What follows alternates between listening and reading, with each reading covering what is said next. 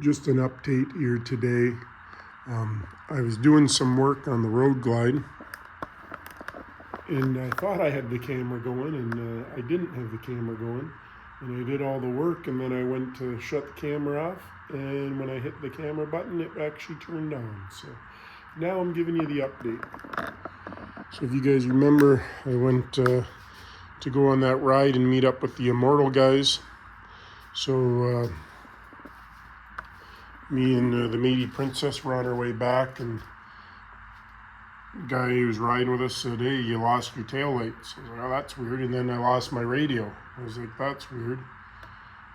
So nonetheless, I took the saddlebags off, took the side covers off, and I noticed that I had two fuses blown. One for the lights, one for the radio, and one for the blinkers and brake light. So I guess two fuses gone, 15 amperes.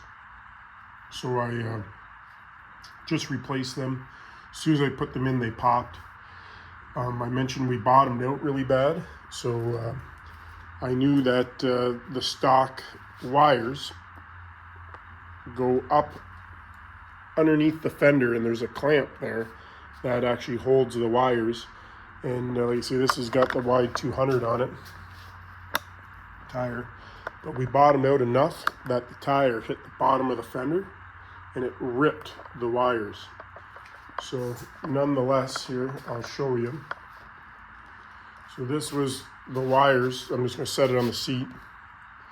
But if you can see, right there's the two wires. They got caught up. So when the tire bottomed out, because the rotation of the wheel, it grabbed the wires and whoop, ripped them right out. So that was the problem. So I had to take the fender off. So I took the side covers off, saddlebags off, seat off, took both my Olin reservoirs off. If you can see this one, I put on a little bit on an angle. I'm gonna have to change that.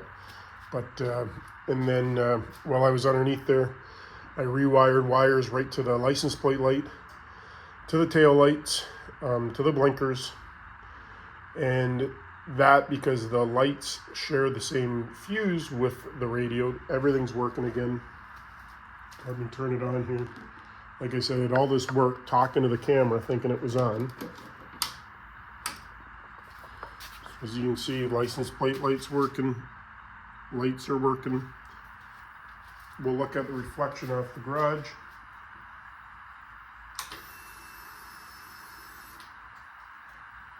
Brake lights, right blinker,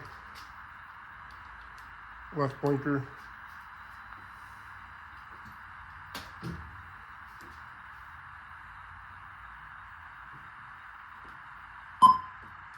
radio is just making some noises there, but I was trying to pick my phone up, which I'm videoing with, so that could probably have been it. But yeah, so all the lights are working now, even the license plate light, which hasn't worked in a while. And like I said, it was a lot of work. So what I ended up doing, which I was trying to communicate with while I was videoing, so I didn't even use the little channel underneath the fender anymore. I drilled a hole through the inside strut, so not the strut cover, but the inside strut, because the strut's a channel. This is just a cover. And I brought the wires out the side and ran them down. Then I drilled a hole in the fender here and brought them back through and then down to the tail lights. So now there's nothing ran underneath the fender. So I think that was the right decision to do, because I go two up a lot. The roads in Ontario are not the greatest, so the likelihood of it happening again was there.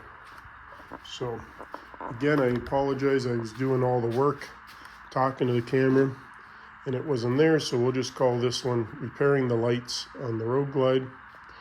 I'm going to pull out old One Eye's green machine here. He hasn't ridden it at all this year, just other things going on. But going to wash it for him. Going to give mine a quick wash. Got the FXSB down off the lift. As you know, we put the original mag wheels back on. So since I got it down, I don't have as big as a click in the rear end, but I think it might be the axle that's bent, and it's just making it stiff in one spot.